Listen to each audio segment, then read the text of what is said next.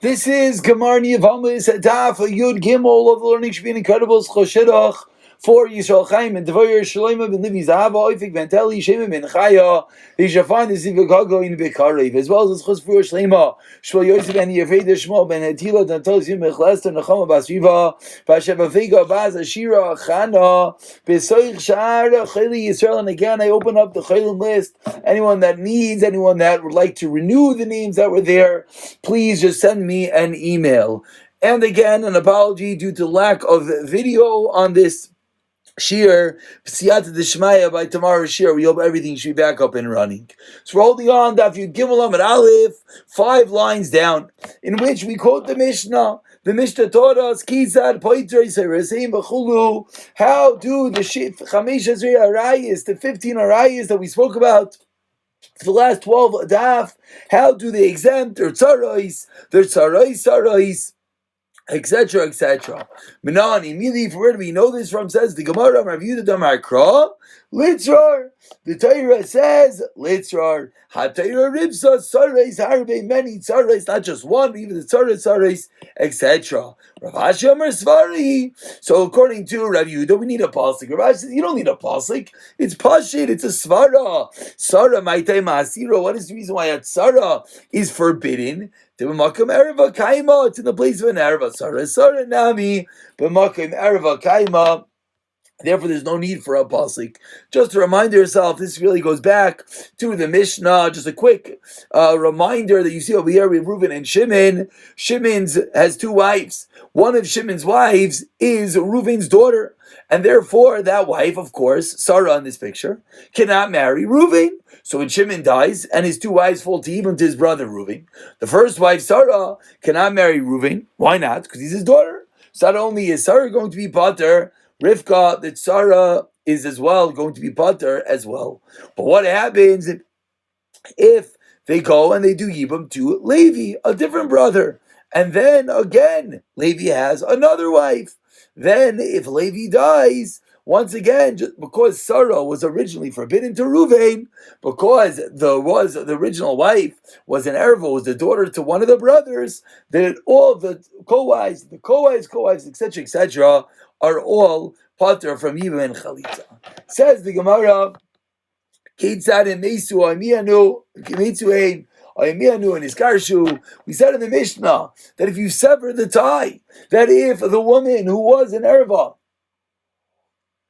got divorced, Dinmion died, and then the husband dies, then there is no problem to do Yibam. And very simply, as we're going to see the exact mechanics how this works, but very simply, because since the woman of question, the woman who was an erva, is no longer a part of the story, she was divorced, she did mion, she died, therefore, there's no one preventing and blocking the tzarais from doing yibam and chalitza. Therefore, there's a regular yibam, a man dies, his wife goes and marries his brother. Says the Gemara, va'afilu, and the din of the Mishnah is even true, kanas ulupsaif girish.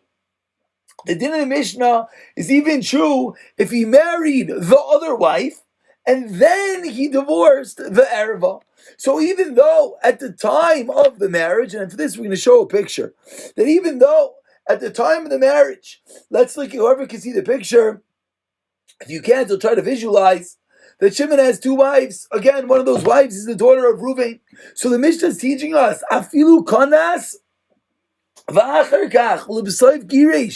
that even if Shimon first marries Rivka, so there was a point in time in which Shimon is married to 2 women, one of those women is an erva to Shimon's brother Reuven, and then Shimon divorces Sarah, or Sarah dies, or Sarah does mion, even though there was a point in time in which Sarah and Rivka were both married to Shimon, still the halacha is that when Shimon subsequently dies, Rivka is considered the tzaras erva of Ruvain, and I should say better, Rivka is going to have the petur because Sarah divorced Shimon, Shimon divorced Sarah, therefore Rivka is going to be allowed to do Yibam to Ruvain, and is not going to be considered tzaras Erva. Now the Gemara is going to explain exactly how this works. But first point the Gemara is explaining is the Mishnah's din is even if he first married the Sarah, then divorced, even in that case, you'll be allowed to do Yibum. Asks the Gemara, let me ask you a contradiction. We have three brothers. Two of them are married to two sisters. The one is married to a random person. One of the ones married to a sister does Gerishin. If he does Girish Echad, the one of the ones married to the sister divorced his wife. And the one who's married to the random person dies. And now the third one, and then what happens is the one who divorced his wife took and did Yibam. Umeis. This is the case of the Mishnah. And now the Gemara elaborates, what's the kasha? Taima, if you read the Mishnah, this Braisa, if you read it in order, we see clearly Tekiresh v'acher kach kanas. Over here it seems that it's only going to work if first the woman who was a Erva was divorced. Only if that relationship was severed, and only then is another woman married. That's when it sounds like there will be a potential yibum. But let's say he married the second woman, and only then he divorces the first wife. It sounds like the din would not be true. And that's a kasha on the Mishnah, because the way that we just learned the Mishnah was afilu kanas l'psav gireish. Answers the Gemara, Rav Yirmiyah, Ta'avra Misha Shanazu, Loi Shanazu. Says Rav Yirmiyah, what's your problem? It's two Mishnayos. Mishnayos are allowed to differ. Mishnayos are allowed to argue on each other. And now the Gemara explains, Hai Tana Savar, even though they're allowed to argue, the Mishnah now goes, the Gemara goes on to explain how it works. That really they both agree. That's only, let's let the Gemara explain. Hi, Tanasava Misama Beles. We have a fundamental shaila which is coming out right now, is what is the detail, when is the point of time that determines if there's going to be a yibum or not.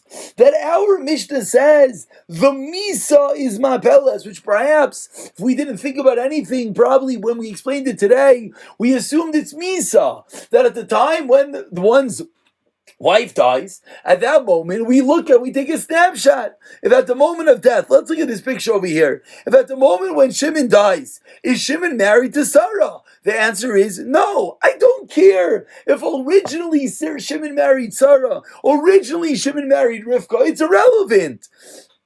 I would think, says the Gemara, our Mishnah holds that it all goes by the time of the death. And therefore, when Shimon dies, is Shimon married to Sarah? The answer is no. Therefore, can Rivka go and do Yibum to Reuven? The answer is yes, because Rivka has no problem with Reuven, because Sarah is out of the picture. Whereas the Braisa, the second Mishnah holds, no. Nisuin Arishainim Abilim, which is really this picture. This Braisa holds that it's original Nisuin that caused it to fall. And therefore, at the time of the original Nisuin of Rivka, Sarah was still in the picture. And therefore, at that moment, Rivka was not able to marry Reuven because Sarah was there, a co-wife being the Erva, and therefore that's the reason why the Mishnah says it's not going to work and has to only be in that order. And that's the two ways of learning the two Mishnayos. Rava Amar, Rava says Rava really is all one Tana. It's just two different Chedushim. Chedush number one is even if they're divorced, and Chedush number two is even if it works in the opposite order. Continues the Gemara,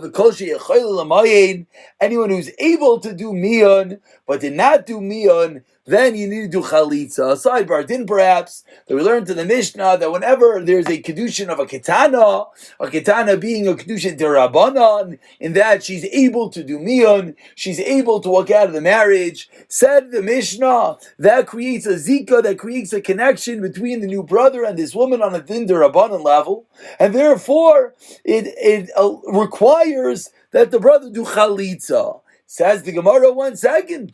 V'timayin hashta v'tisyabim. Let's let this Ketana do Yibam right now to the new brother, and then we'll have no issue. And then the Tizyabim, and then the other co-wife could do Yibam. Lema Messiah Leole, this seemingly is a Raya Ravayishim, Ravayishim Manis the Mamarai, Vema Manis the Zikasai. This seemingly would dictate that you can't do Yibam now. It must be showing me that the only time you do Mion is Lamamarai, is to the husband. It's the case of the Kedushin and the Rabbanan, you let him walk out of the marriage. But to the Yavam, when the husband dies and now these two women fall to Yibam to the brother, seemingly you cannot do Mion. Says the Gemara, law, Raya, Saras, Erva, shiny. In the case of Erva is different. There was a din Rabbanan that says that even if she did Yibam, Mion, Mion thereby annuls and retroactively voids and says there was never a marriage. But on din Rabbanan we say that no, the tzara is still going to be forbidden, and you have to do chalitza because it looks as if there was a situation of an Arab over here. Titani Rabbi Yechezkel Miyana Bebal Mutaris La'aviv, as we saw yesterday. If someone does Miyan to their husband, again, Miyan being when a girl who is not of age, under 12 years old, gets married either by her father, or if she was married previously and got divorced, and her brother or mother marries her off if her father was dead, then she's let her walk out of the marriage. If she walks out of the marriage from her husband, Muteres Laviv, she's let him marry his father, her previous father-in-law. Miana Yavam, but if she walks out of the marriage to the Yavam, Asur Laviv. Why? Alma Mishas Nefila Nears Kikalasai. Because when the husband died and she fell to Yibam, it appeared at that moment that she was his daughter-in-law. Mishas Nefila Nears Kitzaras Pitai, and therefore it's not going to work. But in truth, you could potentially do Miyah, but that's the reason why you need Chalitza. That's the reason why the Sarah needs Chalitza. And now we continue the next Mishnah, going into something that we really saw in Daf Gimel. When we saw it on Daf Gimel, we said that we're going to explain it a bit more clearly over here on Daf Yud Gimel. And the case that we're discussing particularly is the Sheish Arayis Chamurois Me'ilu. We're discussing right now cases of more stringent Arayis. Cases in which those who are looking at the picture in front of you, the point is, we'll zoom in on Imai on the first of the 6 right now. The theme over here is going to be 3 very simple details. The details are going to be that there's a relation through the father, and therefore she is automatically forbidden. And number 3 is she has to marry out. Over here, Reuven's a mother. Reuven has a mother. Whether it's a mother, only Reuven has a mother and Reuven has a brother. So whether the mother is a mother to Shimon as well, or even if it's not a mother to Shimon, as you see in this picture dictating, in the fact that it's a mother only of Reuven's, but since it's Shimon's father's wife, it's going to be the same thing. And this woman, Leah, will always and forever be forbidden to both Reuven and Shimon. And therefore this woman, Leah, of course, is going to have to marry someone else.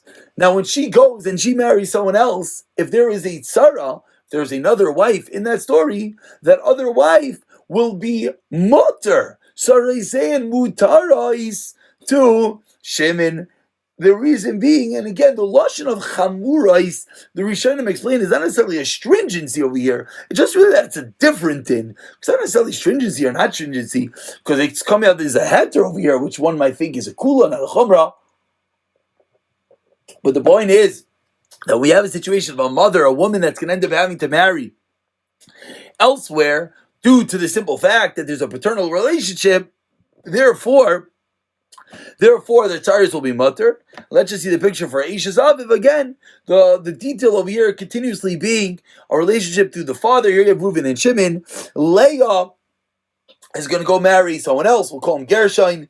And Leah is going to have another tzara with her. We'll call her Rachel. And therefore, if potentially Reuven or Shimon dies, Leah's tzara will be mutter to them, because Leah's tzara has no relationship to Shimon over here. And again, let's just explain this one last time. What's going on over here is that there is an isser through the father, a paternal isser, as you see in both of these pictures. We'll zoom out that the isser is coming through Yaakov, through the father, and therefore there's always going to be an automatic isser from Leah to the brothers, and therefore they're going to always have to marry someone else. They're always going to have to marry someone else because they first can't marry the brother because they are related. Therefore, there will never be a situation of Yibum. And therefore, because of that, what's the equals button after these three details? The co-wife of such an erva is going to be only usher if they fall with the erva, and if any of these 6 women are married and had a co-wife and their husband dies, the tzara is going to be mutter to the erva's relative, just like they be mutter to anyone else. That introduction, let's go straight into the Mishnah. Because they're married elsewhere. Because they're married to someone else. Sarasein mutaris. Imay number 1, Ishazav number 2, Achizav number 3, Achizav. Mimay number 4, Ishazachiaviv number 5, Ishazachiv Miyaviv number 6. And really what we just explained, it is getting late, but let's just take a half a moment to look at the first Rashi. Over here, Rashi explains, Yesha chamuras me'elu, u'mahu, chaymer shalahan. What is the chumash? And Nesuas lachem, they marry elsewhere. Ve'enon yichazin asaracha. They can't marry the brother me'aviv. Ve'im amezu by lehem, and if their husband dies, she nachriyas, again they married elsewhere, outside. Eitzel zeh, sarasein mutarais, linasi lazeh, the tzara will be mutter. We'll see one Marashi. If the mother can't marry the brother, shall send me aviv, because again, there's a paternal relationship. Sharihi loy ishes. She is the wife of the father. They're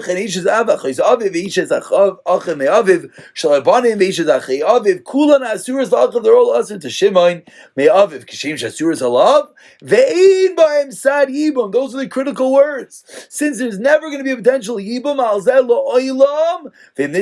therefore if they go marry someone else, and to that new marriage, there are nashim acheres, other wives, other tzarais, umesu, and that husband dies, mutarais, linas lazed, they're allowed to marry Shimon. She'ein tzaras erva asura, elik shenafal liyavam. The tzara of an erva. Again, the chiddush you're being, you might think because there is one of the wives, which is Reuven's mother, maybe it should answer everyone up. No.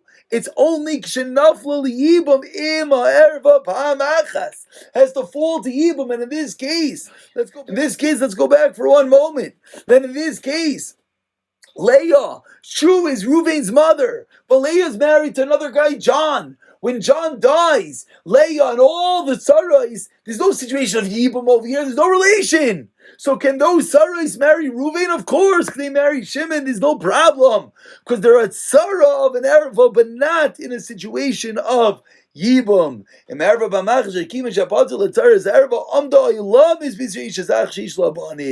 But it's only kivan shapatul tzaras erva. It's only a situation of yibam. Says the Mishnah. Now the Mishnah goes back to something again that we spoke to about in Daf Gimel. The tzarais, in a case of tzarais erva, in a case where there is no yibam and chalitza, the whole first 12 blot, the whole first Mishnah, that's all Beis Hillel. Beis Hillel says there's no yibam and chalitza. Beis Shammai says no. Beis Shammai says in a case of erva, you are allowed to do yibam and chalitza. Now we turn over to Yigimel Beis. Choltu, says the Mishnah. What if one of the tzarais do, one of the co-wives do chalitza?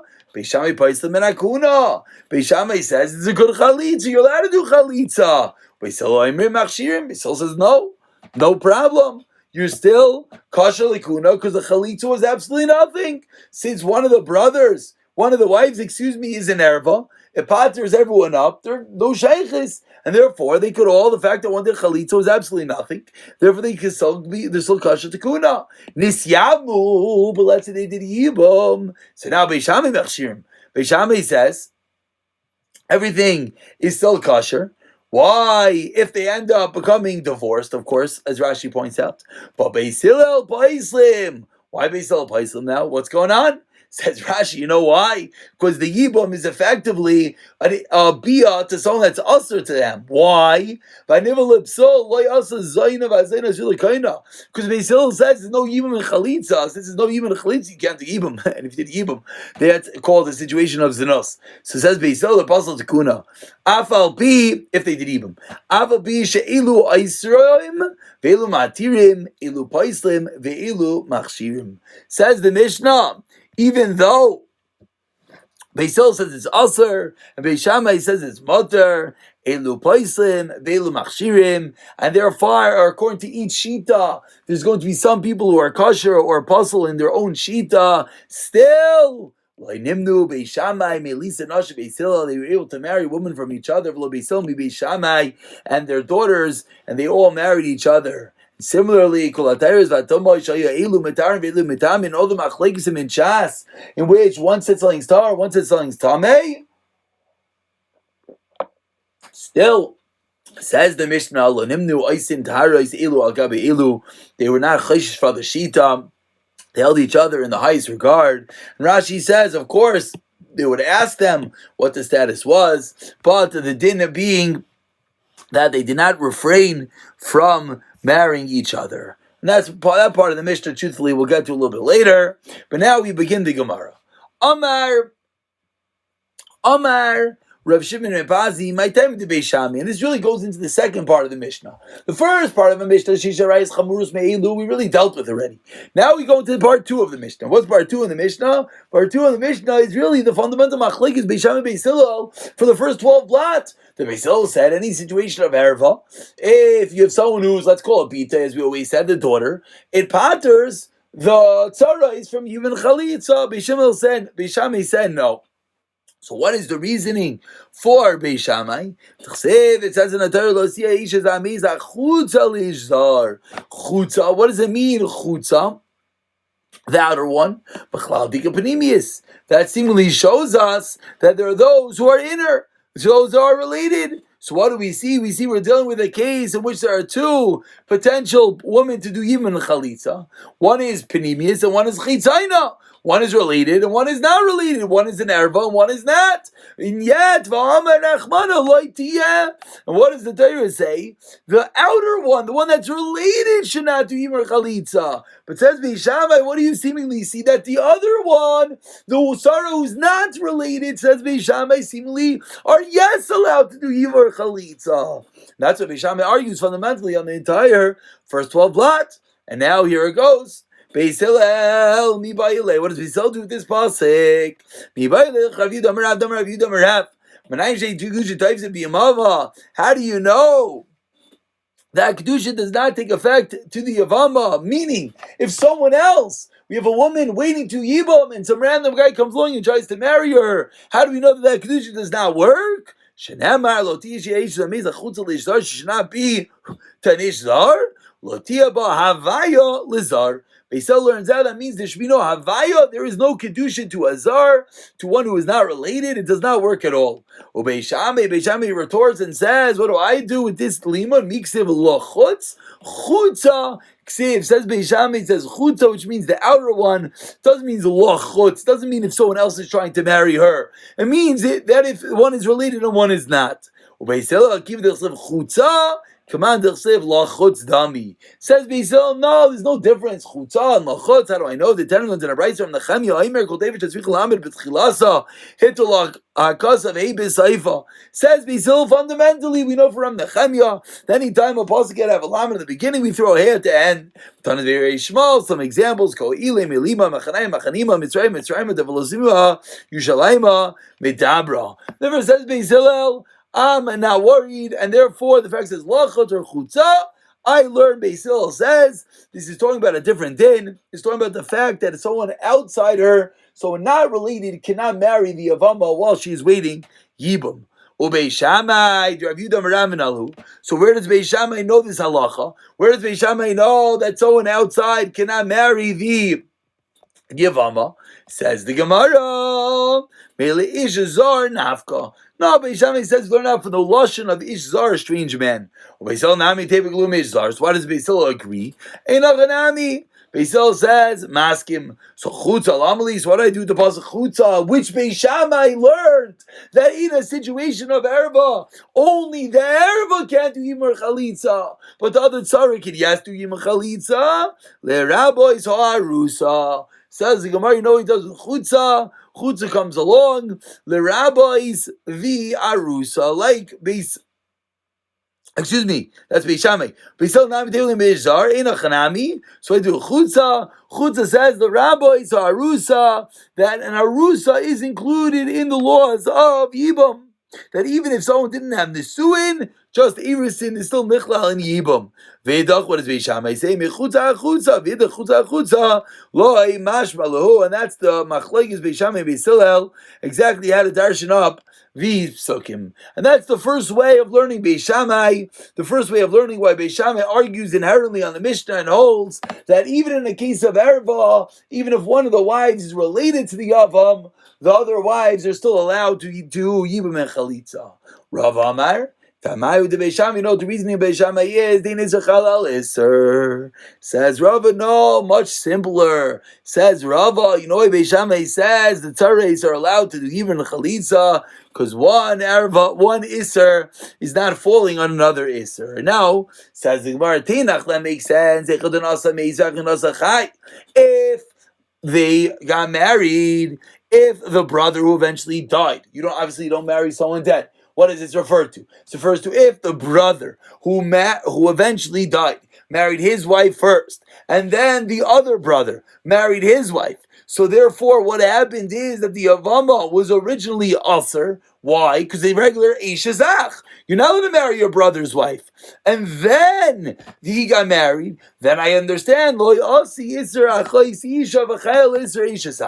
Now it makes sense that the new Isser of Erva that was introduced later on does not come along and destroy the original Isser. And then therefore, when the original Isser is mutter via yibam. Again, every case of yibam, this goes back to what we learned on the first day, that every case of yibam is a novelty, is a chiddush, and normally you're not allowed to marry your brother's wife. Yibam comes on the Torah, and the Torah says yes. So therefore, I would think that the new Isra of Achais Isha does not chal bechlal the original Isra of Ishazach, and therefore, just like Yibam matters Ishazach, it's all good.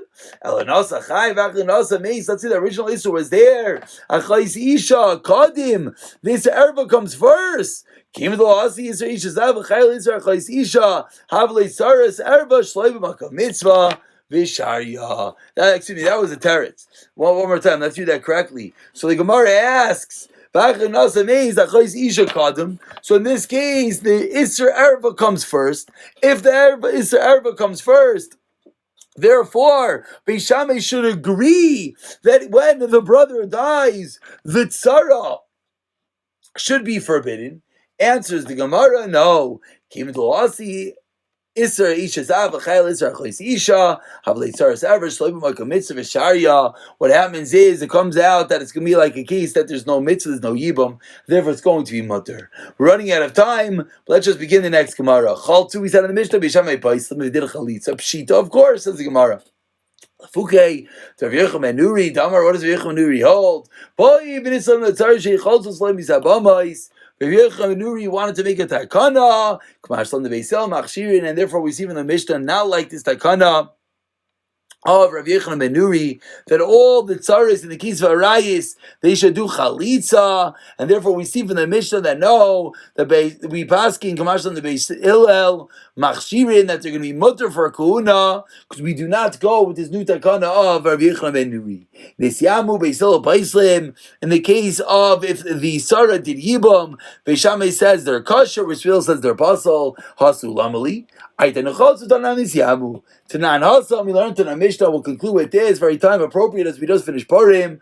Megillah and the Kreis, Be'achad Asar, B'shnei Asar, B'shalish Asar, B'arba Asar, B'chamisha Asar, Loi Pachas, Loi Yosef, we learned this in Mesechus Megillah, the Megillah can be read from the 11th to the 15th. Amar Levi Shalish Rabbi Yechanan, if we can, Lois is going to do. Los Asar, Agudas, how can you tell me the Megillah is read on 11, 12, 13, 14, 15? You're making Agudas, different groups in Klal Yisrael. Answers the Gemara.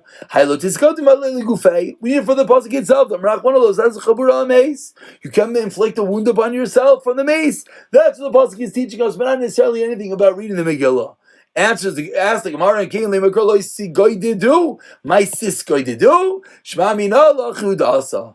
Ask the Gemara ve'mekula lachudasa. And King Lemakro loisa goy do. My lois is goy do. Shma mina tarti. Now, in as much as this drasha seemed completely random, now that we understand that the pasuk is teaching us two different dinim, one din about making yourself a mark, making yourself a scratch over a mace, and another pasuk teaching me a din about having groups in Klal Yisrael.